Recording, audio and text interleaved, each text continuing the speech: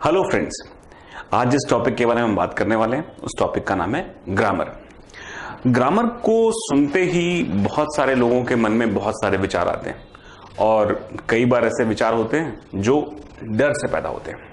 तो आज हम जब ग्रामर के बारे में बात करेंगे तो हम एक सिंपल से एस्पेक्ट से समझने की कोशिश करेंगे कि ग्रामर का मतलब क्या होता है। कुछ लोग सोचते हैं कि ग्रामर का मतलब है कि बहुत सारे नियम, बहुत सारे कायदे कानून जिन्हें हमें याद करना पड़ेगा, जिनके आधार पे हम भाषा को समझ सकते हैं। लेकिन ग्रामर की जो सबसे ज्यादा मान्य परिभाषा हम कह सकते हैं, जो सबसे ज्यादा एक्सेप्टेड डेफिनेशन है, वो एक बड़ा ही सिंपल सा सेंटेंस है। मैं आपको सेंटेंस लिख के ग्रामर की परिभाषा बताता हूं। वो है a sentence should have only one meaning। इसका मतलब है ग्रामर का सिद्धांत अगर हम समझने की कोशिश करें तो ग्रामर अगर गड़बड़ होगा तो इसका मतलब क्या होगा कि एक सेंटेंस के एक से ज्यादा मतलब निकल आएंगे, और अगर किसी सेंटेंस के एक से ज्यादा मतलब निकल रहे होते हैं तो इसका मतलब होता है कि ग्रामर सेंटेंस की ठीक नहीं है। लेकिन इस पूरे सेंटेंस में या इस पूरे वाक्य में हमने कुछ खास चीजों के बारे में बात कर दी। खास चीजों का सिर्फ, जैसे हमने बोला सेंटेंस, अगर मैं इसी भाषा को, ऐसी परिभाषा को थोड़ा आगे बढ़ाऊं, सेंटेंस क्या होता है? सेंटेंस को अगर हम परिभाषित करें तो सेंटेंस दो भागों में बटा होता है। एक भाग जिसे हम बोलते हैं सब्जेक्ट और दूसरा भाग जिसे हम कहते हैं प्रेडिकेट। ठीक है, अब सब्जेक्ट मतलब क्या होता है? सब्जेक्ट मतलब वो चीज या वो नाउन या वो वस्तु जिसके द्वारा कोई काम किया जा रहा है। और प्रेडिकेट क्या होता है? वो काम क्या है जिससे काम, वो कौन सा काम है जो सब्जेक्ट ने किया है। जैसे मैं एक सिंपल सा बोलूं, राम किक्ड द बॉल। ठीक है, तो इसका मतलब पूछूं सब्जेक्ट यानी काम करने वाला, इसमें मुख्य अभिनेता यानी कर्ता कौन है, तो आप खट से कहेंगे कि काम करने वाला राम है। और राम क्या हो गया? ये सब्जेक्ट हो गया। इसी के साथ अगर हम बात करें प्रेडिकेट, जो काम राम ने किया वो काम क्या हो जाएगा? वो प्रेडिकेट हो जाएगा। तो मतलब कोई भी सेंटेंस नॉर्मली सब्जेक्ट और प्रेडिकेट में ही बटा होता है। लेकिन आप इस बात को अगर ध्यान से देखें ना तो कई बार हम कुछ ऐसे शब्द कह जाते हैं जिसमें शायद सब्जेक्ट नहीं होता। जैसे मैं आपसे बोलूं कि सिट डाउन, अब जैसे मैंने सिट डाउन बोला ना, तो सिट डाउन क्या है? अपने आप में एक मीनिंग है। या मैं किसी को कहूं, ऐसे मैं आपसे कभी नहीं कहूंगा, ठीक है, मान ले कहते हैं शट अप या गेट आउट। जब हम इस तरह की बातें करना शुरू करते हैं ना तो हम देखते हैं कि हमने सेंटेंस में सिर्फ एक ही पार्ट लिखा है। कौन सा? कि हम क्या काम कह रहे हैं, लेकिन इसमें सब्जेक्ट क्या है, मतलब इसको करने वाला या इसमें किससे उम्मीद की जा रही है कि ये काम होगा। जैसे ही हम बात करते हैं तो हमें पता चलता है कि यहां पर एक और चीज होनी चाहिए, you sit down, you shut up और you get out.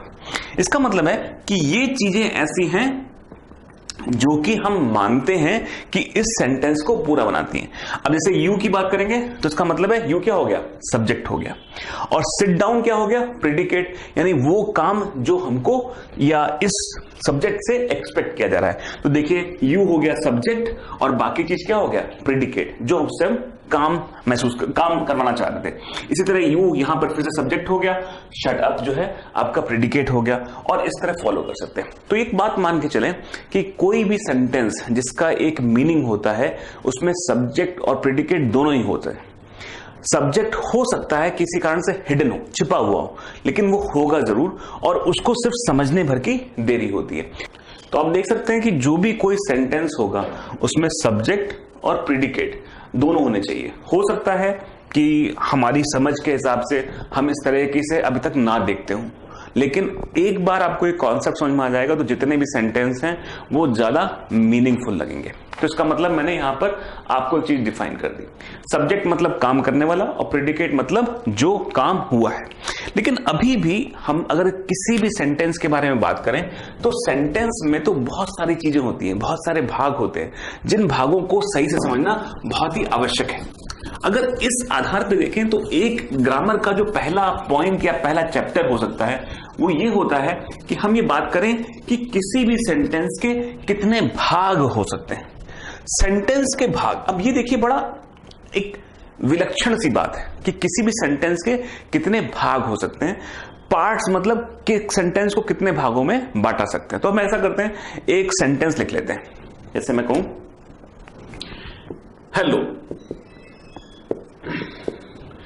My name is Pratap and I am your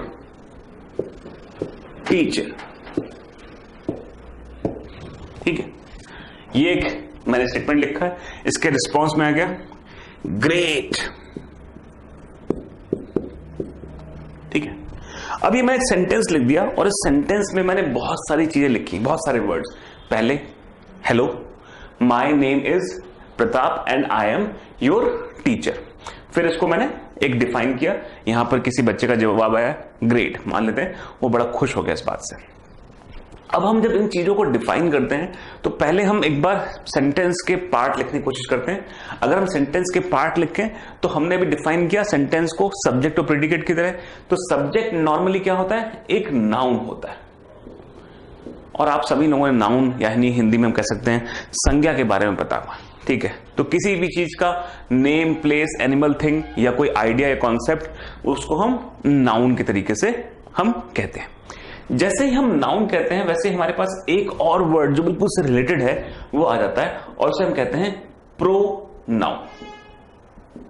ठीक है, प्रोनाउन का मतलब क्या होता है कि एक ऐसा नाउन जो प्रोनाउन एक ऐसा कह सकते सिंबल है जो कि हम नाउन की जगह इस्तेमाल करते हैं। अब अगर ध्यान दें, hello my name is Pratap, तो इसका मतलब है ये जो एक वर्ड है प्रताप, ये क्या है, नाउन है, क्योंकि किसी का क्या है, नेम। और यहां पर इसमें दो चीजें लगी हुई, देखिए माई, मेरा नाम। ठीक है, तो ये किसके बारे में बात हो रही है, प्रताप के बारे में बात हो रही है। मतलब प्रताप को एक बार हमने माई की तरह लिखा हुआ है और दूसरी बार कैसे लिखा हुआ है, आई की तरह। ठीक है, आई भी यहां पे किसको रिप्रेजेंट कर रहा है, प्रताप को ही। तो इसका मतलब क्या हो गया कि ये जो आई और माई है ये किसको रिप्रेजेंट कर रहे हैं, एक नाउन को जो कि है प्रताप। तो इसका मतलब है कि वो वर्ड जो कि किसी नाउन को रिप्लेस करता है उसे हम प्रोनाउन बोलते हैं। तो एक तो हो गया नाउन और दूसरा हो गया प्रोनाउन। तीसरा इंपॉर्टेंट एस्पेक्ट जो किसी भी सेंटेंस के लिए बड़ा इंपॉर्टेंट है वो हम कह सकते हैं उसकी वर्ब। ठीक है, वर्ब का मतलब क्या होता है, वर्ब का एक बेसिक एस्पेक्ट ये है कि वर्ब एक तरह के क्रिया है। जो भी हम काम करते हैं उसको हम वर्ब से डिफाइन करते हैं। तो जैसे हमने कोई काम किया तो काम करने का मतलब क्या हो गया, वो वर्ब होगा। अब ये किसी स्टेट की डेफिनेशन भी हो सकती है, जैसे कि मान लो हम हेल्पिंग वर्ब की बात कर सकते हैं, तो यहां पर ये एम हो गया, ये हेल्पिंग वर्ब हो गया, या यहां पर इज हो गया, यहां पे हेल्पिंग वर्ब हो गया। और अगर मान लो मैं कहता हूं, जैसे मैंने पहला सेंटेंस लिया था, राम किक्ड द बॉल, तो जैसे किक्ड है वो क्या हो गया, एक प्रॉपर वर्ब हो गई। तो इसका मतलब ये हो गया कि जब हम वर्ब की बात करते हैं तो जो भी चीज किसी की स्टेट डिफाइन करे या किसी एक्शन को डिफाइन करे उसको हम वर्ब कहते हैं। तो ये बेसिक एस्पेक्ट हमको क्लियर होना चाहिए। जब हम नाउन, प्रोनाउन और वर्ब की बात करते हैं तो कुछ चीजें होती हैं जो बड़ी सिंपल होती हैं। वो होती हैं एक पहले एडजेक्टिव।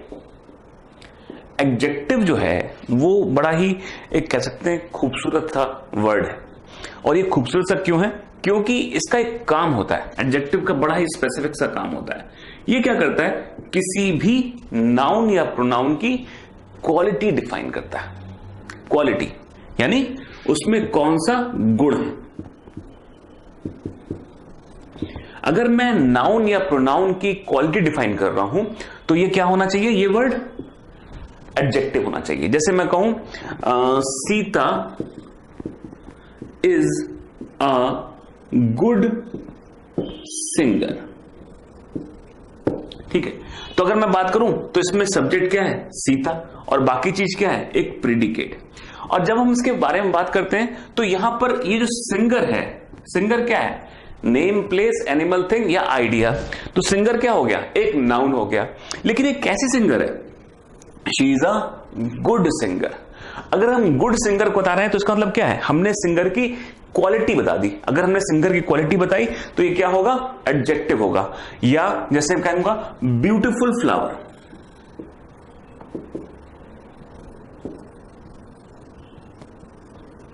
ठीक है। अगर मैं फ्लावर को ब्यूटीफुल कर रहा हूं तो इसका अगर मैं ऐसे बोलूं, रोज इज अ ब्यूटीफुल फ्लावर, तो अगर मैं बता रहा हूं तो ये ब्यूटीफुल क्या हो गया, ये इसकी क्वालिटी हो गई। और ये क्वालिटी किसकी है, इस फ्लावर की। फ्लावर क्या है, अपने आप में नाउन है, तो इसका मतलब है कि ब्यूटीफुल क्या हो गया, उसकी क्वालिटी हो गई, जो कि कैसा होगा, एडजेक्टिव होगा। लेकिन एक बात को बड़ा गांठ मान ले, एडजेक्टिव जो है वो सिर्फ नाउन की ही क्वालिटी बताता है, वो किसी और चीज की क्वालिटी नहीं बताएगा। तो कई बार लोग कंफ्यूज हो जाते हैं, लेकिन मैं आपको उसका तरीका बताऊंगा। जैसे जैसे क्लास में हम आगे बढ़ेंगे तो आपको हम कुछ चीजें बताएंगे कि कैसे हम डिफरेंशिएट करें एडजेक्टिव में। और एक और बड़ा इंपॉर्टेंट सा वर्ड है जो कि हमारे लिए बड़ा इंपॉर्टेंट हो जाता है, वो है एडवर्ब, ठीक है। एडजेक्टिव और एडवर्ब में बड़ा ही क्लोज सा रिलेशन है। ये दोनों ही चीजें क्वालिटी बताती हैं, मतलब किसी भी काम को जो क्वालिटी होती है वो बताते हैं। लेकिन जिस प्रकार से एडजेक्टिव सिर्फ नाउन की क्वालिटी बताता है, वैसे ही एडवर्ब या तो वो वर्ब की क्वालिटी बताएगा या वो किसी एडजेक्टिव की क्वालिटी बताएगा। ध्यान रखिएगा, एडवर्ब कभी भी नाउन की क्वालिटी को नहीं बताएगा। एडवर्ब फिक्स है, एडवर्ब सिर्फ दो ही लोगों की क्वालिटी बता सकता है, या तो एडजेक्टिव की या वर्ब की, या हो सकता है खुद अपनी किसी और एडवर्ब की क्वालिटी बतानी हो तो भी वो एडवर्ब ही इस्तेमाल होगा। अब जैसे मैं इसको लिख सकता हूं ऐसे कि Sachin is a good batsman, ठीक है, Sachin is a good batsman. अभी ये सेंटेंस बहुत सिंपल सा है। सचिन यहां पर सब्जेक्ट है, बाकी से चीज प्रीडिकेट है, और बैट्समैन क्या है, एक नाउन है। जब आप गुड कहते हैं तो गुड से क्या हो गया, एक बड़ा सिंपल सी बात हो गई, गुड क्वालिटी किसकी है, बैट्समैन की, और बैट्समैन क्या होगा, नाउन होगा। तो हमें पता है कि ये कैसा है, ये एक सिंपल सा एडजेक्टिव है, ठीक है।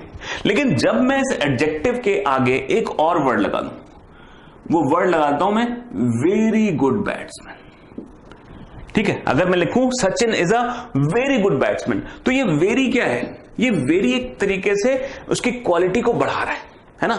तो क्वालिटी किसकी बढ़ा रहा है, बैट्समैन का नहीं, एक्चुअली ये गुड की क्वालिटी बढ़ा रहा है। अच्छा नहीं, बहुत अच्छा क्रिकेटर है। तो अगर मैं बहुत अच्छा क्रिकेटर बोल रहा हूं तो क्या हो गया, एडजेक्टिव की क्वालिटी बढ़ा दी। तो एडजेक्टिव की क्वालिटी को बढ़ाने के लिए मुझे क्या करना पड़ेगा, मुझे दिखाई पड़ रहा है कि मैं यहां पर एक एडवर्ब का इस्तेमाल कर रहा हूं, ठीक है। या जैसे मैं ऐसे भी लिख सकता हूं कि rose is a very sweet smelling flower, ठीक है। अब जब हम रोज की बात कर रहे हैं तो हमने देखिए यहां पे एक फिर से वर्ड लगाया वेरी, और वेरी कैसा है, किसको डिफाइन कर रहा है, स्वीट स्मेलिंग फ्लावर को। तो इसका मतलब है वेरी क्या हो गया, स्वीटनेस, बहुत अच्छा, यानी बहुत मीठी मीठी इसमें खुशबू है। तो जो ये बहुत का कॉन्सेप्ट है वो किसके लिए आ जाएगा, ये अपने आप ही एडवर्ब के लिए आ जाएगा। तो ध्यान रहे कि एडवर्ब जो है वो नाउन के पास नहीं जा सकता। एडवर्ब या तो एडजेक्टिव के पास जाएगा, या वर्ब के पास जाएगा, या खुद अपने पास ही आएगा, ठीक है। अभी इसके बारे में जब हम एडवर्ब को पूरा एक्सप्लेन करेंगे तब हम इसको और अच्छे से बताएंगे।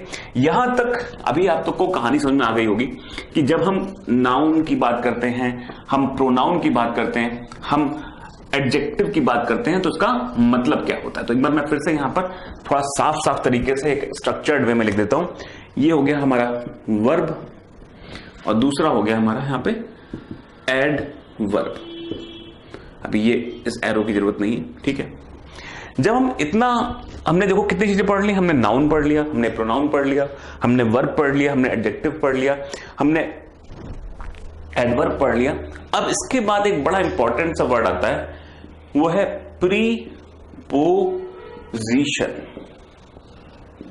ठीक है, अब प्रीपोजिशन अपने आप से ग्रामर में बहुत इंपॉर्टेंट रोल प्ले करता है। और प्रीपोजिशन का अगर काम देखा जाए तो ये होता है कि ये हमेशा किसी नाउन से पहले लगता है। जैसे मैं कहूं, एक simple example, what is the time by your watch.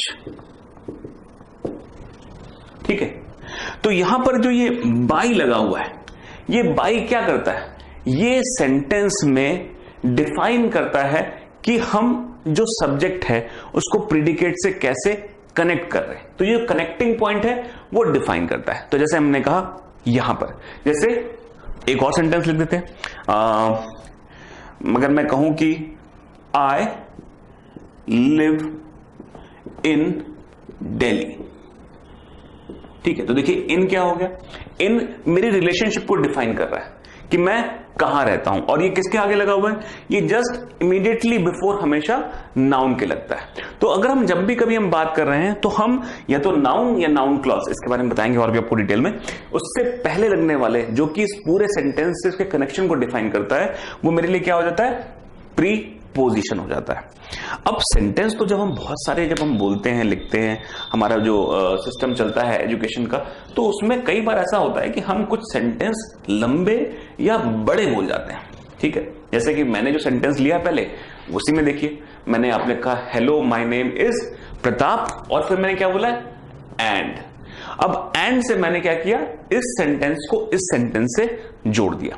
Hello my name is Pratap, मैं हो सकता है कि यहां पर फुल स्टॉप लगा देता और एंड में लिखता, और फिर क्या लिखता, आई एम योर टीचर। ये दो सेंटेंस के रूप में भी लिखा जा सकता है और ये एक सेंटेंस के रूप में भी लिखा जा सकता है। वो वर्ड जो दो या दो से अधिक सेंटेंसेस को जोड़ने का काम करते हैं, उनको हम कंजंक्शन कहते हैं।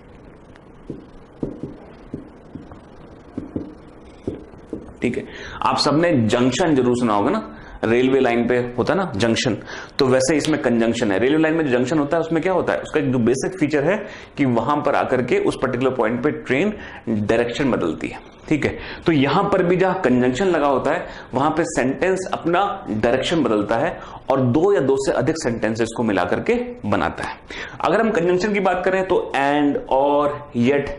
ठीक है, ये वो ऐसी चीजें हैं, यानी एंड और, जैसे मैं लिख दूं एंड हो गया, और हो गया, येट हो गया, द हो गया, ये सब जो हैं हमारे कंजंक्शंस हैं, और इन कंजंक्शन के माध्यम से हम दो सेंटेंसेस को जोड़ करके एक बड़ा सेंटेंस बनाते हैं। ठीक है, तो ये हमारे लिए कंजंक्शन हो गया।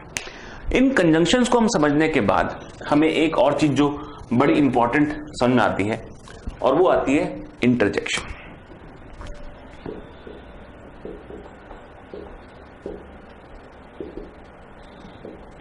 इंटरजेक्शन क्या होता है, इंटरजेक्शन एक तरीके से इमोशनल आउटबर्स्ट है। मतलब जब हम कहते हैं ओह गॉड, ठीक है, ये होता है ना, तो यहां पर किसी बच्चे ने लिखा hello my name is Pratap, ठीक है, आई एम योर टीचर, और किसी बच्चे ने कहा ग्रेट, तो ग्रेट के बाद क्या है, मार्क ऑफ एक्सक्लेमेशन लगा हुआ है।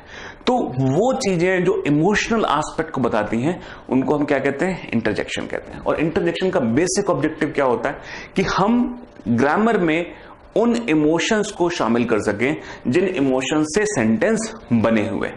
ये क्या है, एक इमोशनल आउटबर्स्ट जरूर है, लेकिन इसका एक बेसिक एस्पेक्ट है कि ये एक आइडिया को कम्युनिकेट करता है, और किसी भी आइडिया के कम्युनिकेशन के लिए इस बात की बड़ी जरूरत पड़ती है। तो अगर हम देखें तो हमारे पास कितनी चीजें हो गई, 1 2 3 4 5 6 7 8।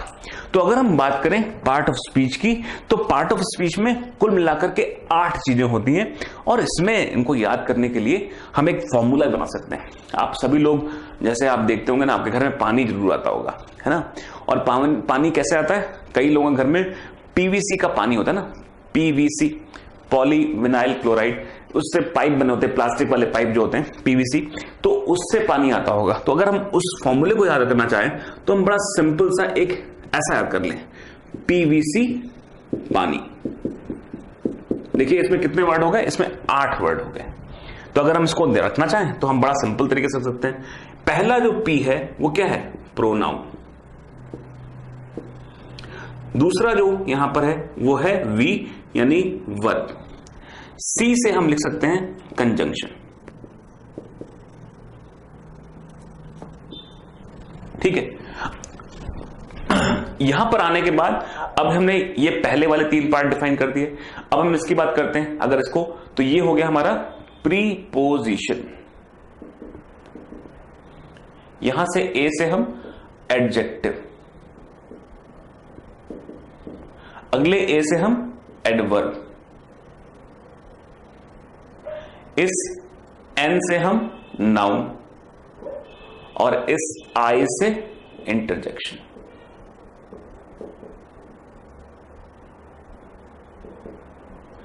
ये हमारा 8 जो पार्ट हैं किसी भी सेंटेंस के वो हम डिफाइन कर सकते हैं। तो पीवीसी पानी एक तरीके से हमारा एक सिंपल फॉर्मूला है जिससे हम 8 पार्ट ऑफ स्पीच के जो पार्ट है सेंटेंस के किसी के उनको हम रख सकते हैं। लेकिन अगर आपसे मैं साधारण सी बात बताऊं तो आपको जान के बड़ा आश्चर्य होगा कि अंग्रेजी भाषा में तो बहुत सारे वर्ड हैं और उन बहुत सारे वर्ड्स को मिलाकर के बहुत सारे सेंटेंसेस बनाए जा सकते हैं। तो अगर मैं कहूं कि बहुत सारे वर्ड हैं तो कुछ हजारों लाखों वर्ड होंगे और इन हजारों लाखों वर्ड को हम अगर हम जोड़ जोड़ के बनाएं तो उनसे अनगिनत सेंटेंसेस बन सकते हैं, मतलब बिल्कुल जिनकी गणना भी नहीं की जा सकती। लेकिन आपको जान के आश्चर्य होगा कि जितने भी सेंटेंस बनते हैं वो सेंटेंस मुख्यतः या सेंटेंस वो सिर्फ इन 8 भागों में बांटे जा सकते हैं। जैसे मैंने लिखा hello my name is Pratap, तो इसमें जो भी सेंटेंस के पार्ट हैं वो कहीं ना कहीं इन्हीं 8 भागों में बटे हुए हैं। लेकिन इसमें एक और चीज भी है जो इनमें डायरेक्टली नहीं आ पाती, जो इनसे थोड़ी अलग है, थोड़ी जुदा है और इनके अलावा है, उन्हें हम बोलते हैं आर्टिकल्स। क्या बोलते हैं, आर्टिकल्स। और जब हम आर्टिकल्स की बात करते हैं तो आर्टिकल्स मुख्यतः हमें मालूम है 3 होते हैं और एक आर्टिकल को हम यहां एन और द, ये 3 आर्टिकल होते हैं जिनको हमें अलग से समझना होता है। इसमें जो पहले 2 आर्टिकल होते हैं इनको हम इनडेफिनेट आर्टिकल कहते हैं, जिनका पक्के तरीके से हम कह सकते हैं इनडेफिनेट आर्टिकल, और जो द है वो क्या होता है, डेफिनेट आर्टिकल होता है। तो आर्टिकल के बारे में जब बात करने जाते हैं तो हमें पता है जैसे कि हम कहते हैं कि देयर इज अ ग्राउंड या देयर इज अ डॉग, तो डॉग के पहले आ लगाने से क्या फर्क पड़ता है पहले समझ लेते हैं। अगर हम कहते हैं, इसको मैं भी मिटा देता हूं क्योंकि आपने तो नोट कर ही लिया होगा, अगर इसको थोड़ा समझना हो मैं इसको भी एक बार फिर से रिवीजन कराऊंगा तो लिखूंगा आपके लिए। एक सिंपल तरीके से लिखना हो तो जब भी मैं लिखता हूं कि मान लो there is a cow in the field, तो अगर मैं बात करूं यहां पर जब हमने आ लगाया है तो इसका मतलब सिर्फ यही नहीं है कि वहां पर एक काऊ है। काऊ के पहले जब हम आ लगाते हैं तो इसका एक डेफिनेटली मतलब यह है कि हम किसी एक काऊ की बात कर सकते हैं, लेकिन हिंदी भाषा में अगर हम लिखें तो इसका मतलब कोई होता है। कोई मतलब क्या होता है, जैसे कोई गाय वहां खेत चर रही है। अब कोई गाय मतलब किसी स्पेसिफिक गाय के बारे में बात नहीं कर रहे, हम किस बारे में बात कर रहे हैं, किसी भी एक गाय के बारे में। तो जो ये आ का वर्ड है ये इनडेफिनेट कहलाता है। इनडेफिनेट मतलब जिसके बारे में पक्के तरीके से नहीं कह सकता। क्यों पक्के तरीके से नहीं कह सकता, क्योंकि हमें ये नहीं पता है कि ये कौन सी गाय है। ठीक है, तो इसका मतलब जब हम आ वर्ड का इस्तेमाल करते हैं तो इसका मतलब होता है कि कोई गाय। तो कोई गाय मतलब कोई भी गाय हो सकती है। इसका हम एक सिंपल एग्जांपल और ले सकते हैं। अगर अंग्रेजी भाषा में लिखा a Mr Sharma came to see you. अब हमने देखे किसी व्यक्ति के पहले भी हमने आ लगा दिए, इसका मतलब क्या हुआ, कोई मिस्टर शर्मा, एक ही व्यक्ति आया था और व्यक्ति का नाम क्या था, मिस्टर शर्मा, लेकिन मैं नहीं जानता वो कौन। दुनिया में तो हजारों लाखों मिस्टर शर्मा होंगे। जब हम बोलते हैं अ मिस्टर शर्मा तो कोई एक मिस्टर शर्मा आए थे जिनके बारे में मुझे नहीं पता। केम टू सी यू, आपसे मिलने आए थे। तो इसका मतलब है जब हम अ की बात करते हैं तो हमें ये बात डिफाइन करनी होती है। तो अ बेसिकली जो आर्टिकल है, उस आर्टिकल का जो पर्पस होता है वो ये डिफाइन करना चाहता है कि ये इवेंट एक बार हो रहा है और इसके बारे में कोई डेफिनेट इंफॉर्मेशन नहीं है। द बिल्कुल इसका रिवर्स होता है और उसका बेसिक ऑब्जेक्टिव क्या होता है कि द में एक डेफिनेट इंफॉर्मेशन है जिसको वो इस्तेमाल करता है। तो जब हम आर्टिकल्स के बारे में बात करेंगे ए एंड द के बारे में, तो इसके बारे में और डिटेल में बात करेंगे। लेकिन इससे पहले, अभी क्लास खत्म करने से पहले, सबसे पहले हम क्या करते हैं, हम एक रिविजन कर लेते हैं। और हमारा रिविजन करने का फॉर्मूला बड़ा सिंपल सा है। अगर हम सिंपल फॉर्मूले की बात करें तो हमने एक फॉर्मूला बना, और हमारा रिविजन करने का फॉर्मूला बड़ा सिंपल सा है। अगर हम सिंपल फॉर्मूले की बात, और हमारा रिवीजन करने का करें तो हमने एक फॉर्मूला बना, अगर हम सिंपल फॉर्मूले की बात, फॉर्मूला बड़ा सिंपल सा है। और हमारा रिवीजन करने का, अगर हम सिंपल फॉर्मूले की बात, फॉर्मूला बड़ा सिंपल सा है। और हमारा रिवीजन करने का फॉर्मूला बड़ा सिंपल सा है। अगर हम सिंपल फॉर्मूले की बात, और हमारा रिवीजन करने का फॉर्मूला बड़ा सिंपल सा है। अगर हम सिंपल फॉर्मूले की बात, और हमारा रिवीजन करने का फॉर्मूला बड़ा सिंपल सा है।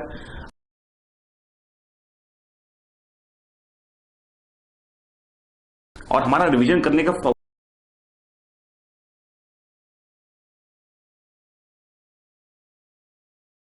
और हमारा रिवीजन करने का,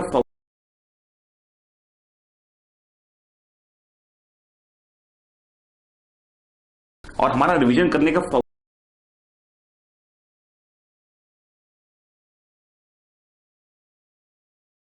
और हमारा रिवीजन करने का,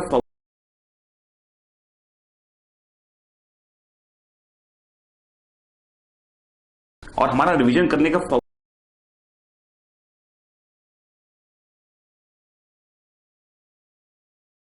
और हमारा रिवीजन करने का,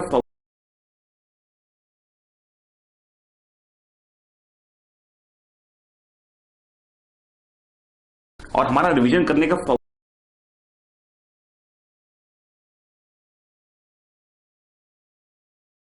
और हमारा रिवीजन करने का,